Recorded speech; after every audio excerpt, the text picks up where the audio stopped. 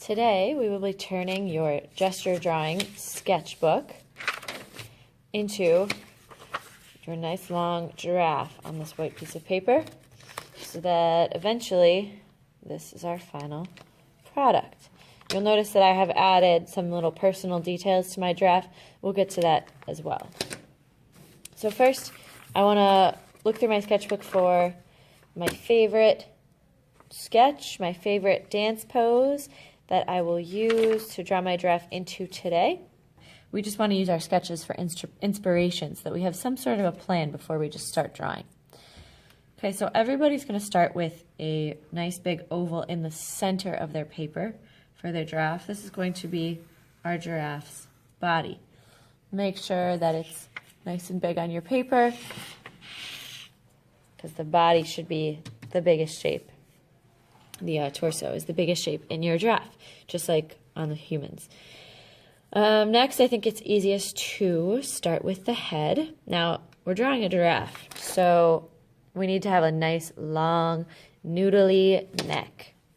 So I'm going to draw. I'm going to start kind of on the top, but on the side a little bit, because I want to make two lines for my giraffe. And I'm going to make kind of a noodly, curvy line. Yours can be straight, but make sure you leave enough space at the top for your head. Okay? Next to that line, I'm going to repeat the same exact line. Just make sure I'm keeping the same amount of space away from that other line all the way up. Okay, so that's going to be my neck, my nice long giraffe neck. At the top of the neck, we'll draw an oval for the head. Also need to think about the direction the head is pointing. I actually changed my mind and I want to draw my oval pointing downwards like this. And make sure that the neck of your giraffe attaches to the back of the head like that. We don't want it just looking like a, I don't know, an ice cream cone or something with the ice cream falling off the stick. I don't know what I'm talking about. Anyway. There's the head. Fix it up. You are going to add a nice little smile to the mouth like this. And we're only seeing part of the smile because we're only seeing part of the head. I like to add a little C shape for the mouth, a little cheeky grin. Two upside down U shapes for the nose. And then we're going to make a little bit wider of U shapes, curved lines for the eyes. These are going to be closed eyes. You can add eyelashes if you want. And then we've got ears. We're going to draw a little football or leaf-shaped, eye-shaped, whatever you want to call it, ears on the sides of the head. You can add a little line for where the inside of the ear is going on. And then we want to draw these little horny things on top of the head that giraffes have. I'm just trying to remember what those are called, but it's just going to be two lines with an oval on top, and don't connect that oval. And you can add a little tuft of hair like that by just drawing some kind of curvy and zigzag lines together. These little horny things on top of that giraffe's head are called ossicones. Ossicones. Kind of a weird word. Fun little fact.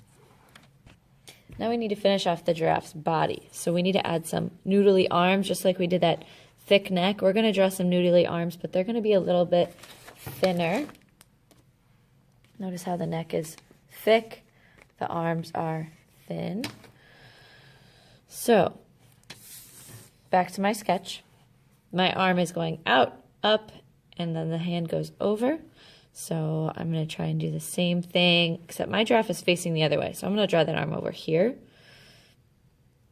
I'm going to draw a little wavy line going like this, because I want my arms to be kind of noodly instead of angular, but you could always draw them angular like this if you want to. I like the noodly look, so I'm going to keep my curvy line, not the line with the points. And then, of course, I copy that line on the other side, staying a little bit closer to it than I did with the giraffe's neck. Close it off and add another line for the hoof. And I can add the little highlighted part too. Okay, if you don't like the way your arm looks, remember, you can always adjust your drawing. No need to worry. Redraw the lines and then erase the old lines that you don't like as much. Okay, then I've got the other arm in the back.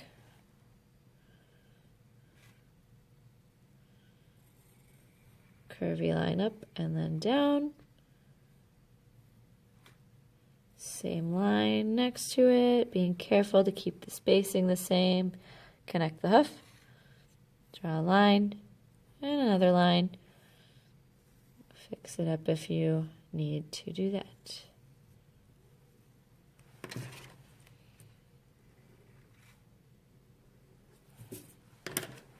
All right, now the legs are basically the same thing, but the arms are at the top of the body where our shoulders are, just like on the human. And then our legs need to be at the bottom of our oval. So, curvy line like this. Same curvy line. Connect at the bottom of the hoof. And then another curvy line going out. Giraffe's starting to look pretty goofy now. Don't forget to draw on those extra lines for the hooves. And last but not least, we need to add the tail. So you're going to draw a curvy line and a little almond-shaped tail. You can add some hair lines. And those are the basic parts of the giraffe. All that's left now is the details. So go back and fix up any lines, smooth it out, make it look nice and neat. And you can start adding your spots in. I added spots everywhere but the face, because the face already has kind of a lot going on. And you're just going to draw organic shapes. So curvy lines like this. I can continue that into the arm. And then my next one is kind of going to be like a puzzle piece that's ready to fit into it, but not quite.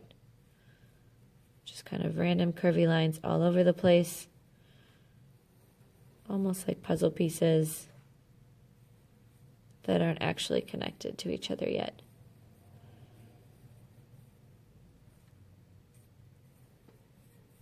And I'm going to keep building out on these spots into the arms. Make sure some of them go off the arm. They're not all just circles in the middle. You want to make them look like they're wrapping around the giraffe's body, like that. I continue to fill up even into my neck, spots on your entire giraffe, except for the face. And the very last bit of details you need to add are your personality things. So I really like nature, so I added a flower headband. I love playing frisbee in the summer, so I added a frisbee to my giraffe's hoof, and a paintbrush because I am an artist. So this is telling you 3 things about me, and I would like you to come up with 3 things of your own. Don't just copy mine. 3 things of your own that you can add to your giraffe to personalize it. Remember, your dance moves are all different, so your giraffes should all look different from each other. You can take inspiration from other people, but don't copy the exact same thing, because we're all different and unique, and that is what Gerald's story is all about. That is what we are celebrating. Good luck.